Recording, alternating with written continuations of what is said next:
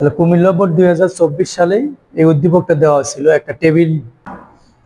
এই টেবিলটার জন্য যখন HTML কোডিং করব, এটা একটা টেবিল, এটার জন্য HTML কোডিং আগে HTML, এটা HTML কোডিং এ প্রথমে HTML বডি এটা তো দিতেই হবে, যেহেতু এটা একটা টেবিল এটার জন্য টেবিল ট্যাগ ব্যবহার করব। আর টেবিল ট্যাগের common attribute table border, table border দিতে হবে। এখানে টেবিল বর্ডার দিয়ে আমরা মিনিমাম মানটা 1 দেব। যদি এখানে টেবিল বর্ডার না দেই বা টেবিল বর্ডারের জায়গায় 0 লিখি, টেবিল আসবে কিন্তু টেবিলের যে মার্জিন গুলো এই বর্ডার গুলো এগুলো একটা আসবে না। এজন্য টেবিল বর্ডার আমরা কমপক্ষে 1 দেব, বেশিও দেওয়া যাবে। তা বেশি দিলে টেবিলের চতুর্দিকের যে বর্ডারটা এটা একটু বড় হবে, মোটা হবে, 3Dর মতো দেখা যাবে। যেমন টেবিল তো পরীক্ষার প্রশ্ন থাকে না, এ কারণে আমরা টেবিল বর্ডার নরমালি 1 ব্যবহার করব। আচ্ছা, টেবিলের উপরে তো কোনো লেখা নেই, তাহলে ক্যাপশন ট্যাগ ব্যবহার করার প্রয়োজন নেই। এই টেবিলে রো কয়টি আছে? এদিক বরাবর রো, বাংলাদেশ বরাবর একটা রো, ডিভিশন বরাবর 2টা, এমএস বরাবর 3টা, এইচ বরাবর, তাহলে 4টা রো আছে। আমরা এগুলো রো বরাবর করব। তাহলে প্রথম রোর জন্য ব্যবহার করব টিআর।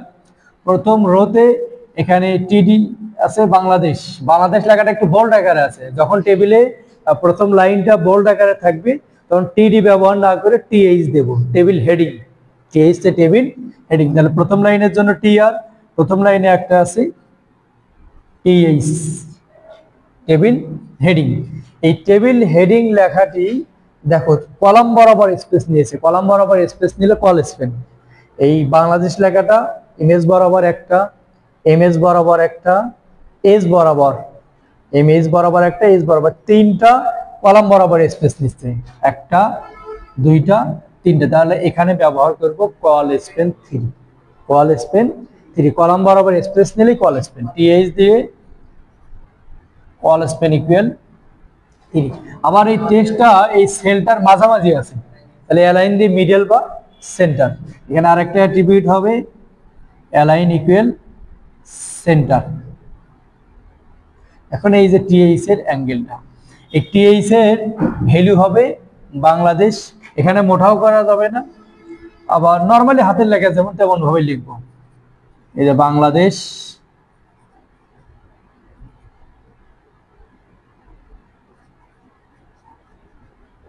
বাংলাদেশ লিখলাম, টিএইচটা ক্লোজ। এই লাইনে কাজ শেষ। যেহেতু এই সারির কাজ শেষ, এখন টিআরটা ক্লোজ করব। এই টিআরে একটাই টিএইচ। এবার দ্বিতীয় টিআরে যদি আমরা টিডি ধরি, ছবি, এই ছবিটা এক্স ডিভিশনের সঙ্গেও ধরা যাবে, এম এর সঙ্গেও ধরা যাবে, এইচ এর সঙ্গেও ধরা যাবে। 3টা রো বরাবর স্পেস নিতে, এটা হবে রো স্পেন। এদিক দিয়ে যদি আমরা দেখি 1টা 2টা 3টা, এই ছবিটা 3টা রো বরাবর স্পেস নিচ্ছে, রো স্পেন 3 ব্যবহার করব। এই ছবিটা 3টার যে কোনো একটা সাথে ধরা যাবে, তবে আমরা এটা এই ফার্স্ট লাইন, এই দ্বিতীয় লাইন এক্স ডিভিশনের সাথে ছবিটা ধরে নেব। দ্বিতীয় লাইনটার জন্য টিআর, এই টিআর এ টিডি, টিডি রো স্পেন 3, অ্যাট্রিবিউট হবে রো স্পেন 3। এই রো স্পেনে অ্যালাইন দেওয়ার কোনো প্রয়োজন নেই, রো স্পেন 3 দেব। এবার যেহেতু এটা ছবি, ছবি সংযুক্ত করার জন্য ইমেজ ট্যাগ আইএমজি দিয়ে এসআরসি, এসআরসি দিয়ে ছবির নাম x.jpg।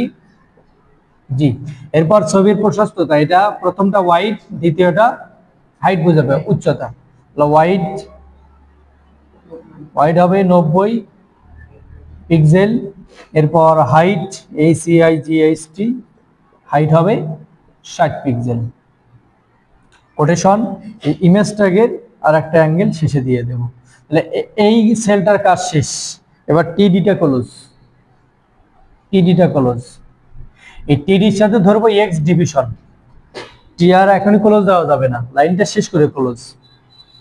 টিডি, এই এক্স ডিভিশনটা দেখো এম আর এস 2টা কলাম বরাবর স্পেস নিচ্ছে, এটা হবে কোয়াল স্পেন 3, কোয়াল স্পেন 3।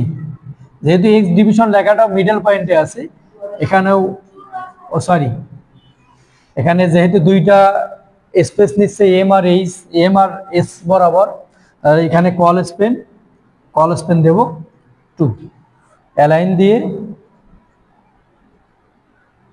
দিয়ে সেন্টার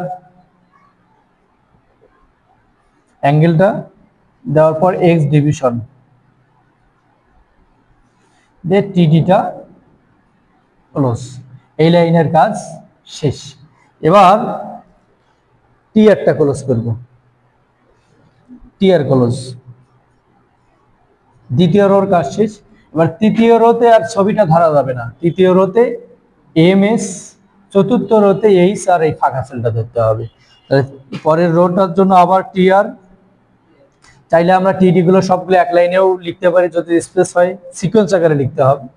আর যদি এক লাইনে জায়গা না হয় নিচে নিচে এইভাবে লিখতে পারি। তাহলে এই লাইনটার জন্য টিআর, টিডি আছে এম আর এস, এই টিডি দিয়ে এম, এগুলো কোনো স্পেন হবে না, রো স্পেনও হবে না, কল স্পেনও হবে না, একটা করে সেল আছে।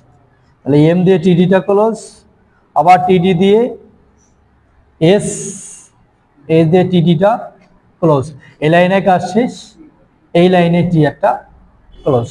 আবার শেষ লাইন এই যে এইচ এর সাথে ধরতে হবে এই ফাঁকা সেলটা। শেষ লাইনের জন্য আবারও টিআর, টিআর এ টিডি, নরমালি এইচটা আছে, এইচটা একটা সেল আছে, এইচ লিখে টিডিটা ক্লোজ করব। এখানে এখন ফাঁকা সেল আছে। আর টেবিলে ফাঁকা সেল তৈরি করার জন্য আমরা জানি 3 ধরনের সিস্টেম আছে। একটা টিডি দিয়ে ফাঁকা দিয়ে টিডি ক্লোজ, আর একটা টিডির মাঝে বিআর ট্যাগ ব্যবহার করে, আর একটা টিডির মাঝে নন ব্রেকিং স্পেস ব্যবহার করে। তিনটা যে কোনো একটা ব্যবহার করলে টেবিলে ফাঁকা সেল তৈরি হবে। ম্যাক্সিমাম রাইটার বইয়ে যেহেতু বিআর ব্যবহার করা আছে, আমরা বিআর দেব। টিডি